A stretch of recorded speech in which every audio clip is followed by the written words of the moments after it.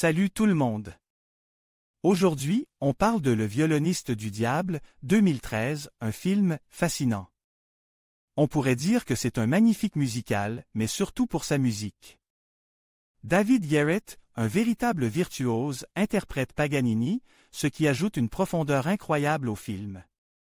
On se demande même si le musicien n'a pas joué son propre rôle. Le film est une interprétation libre de la vie du génie musical.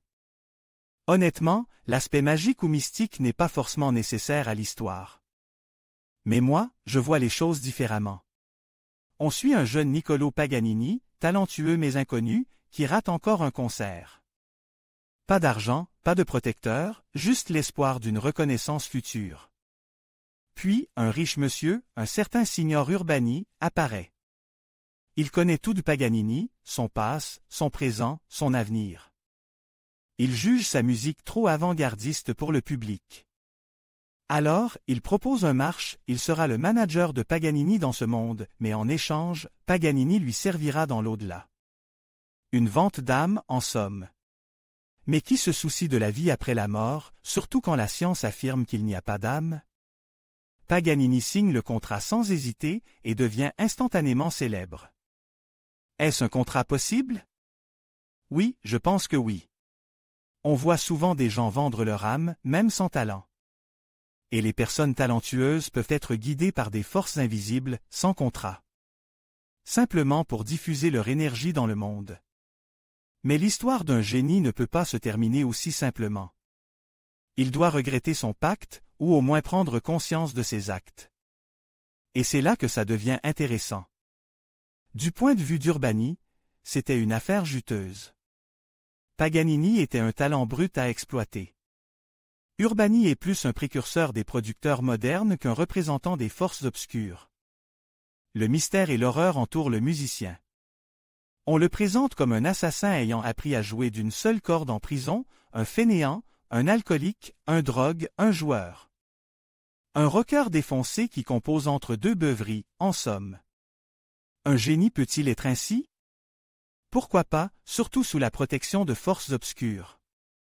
Et sa biographie mentionne effectivement son goût pour les femmes et les jeux de cartes. Mais les biographies, surtout celles d'époque, sont souvent biaisées. Puis, le destin de Paganini prend un tournant inattendu. John Watson, un impresario, lui verse une avance importante pour des concerts, et Paganini le plante. Urbani doit alors le traîner en Angleterre. Paganini tombe amoureux de Charlotte, la fille de Watson. Urbani tente aussi sa chance avec Charlotte, mais elle refuse les deux. Pourquoi refuse-t-il de jouer devant le roi? Je pense que leur musique est destinée à un public plus large, d'où le choix d'un cabaret plutôt qu'un palais royal. Le « diable », disons, n'est pas seulement intéressé par l'âme d'un individu, mais aussi par les émotions qu'il suscite. Urbani semble même savourer les échecs de Paganini, et les provoque parfois. Finalement, Charlotte dit tout à Paganini, mais il se retrouve sur leur amour de la musique. Elle reconnaît son génie, il lui propose de chanter son air, et l'amour éclaté.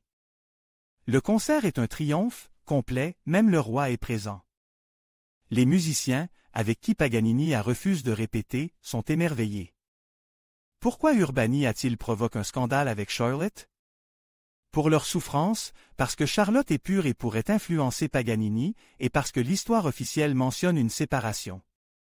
En conclusion, le film retrace toute la vie de Paganini, autant que possible en 2 heures. Son enfance, sa gloire, sa maladie.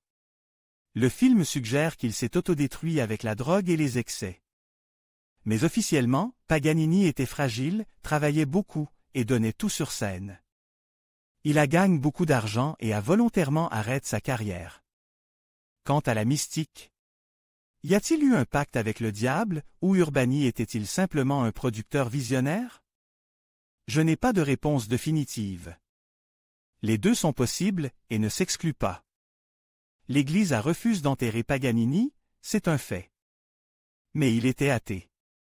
Et Paganini était un génie, c'est indéniable. Avait-il besoin de l'aide de forces obscures? Je doute fort. Voilà. Dites-moi ce que vous en pensez en commentaire. À bientôt pour une nouvelle vidéo.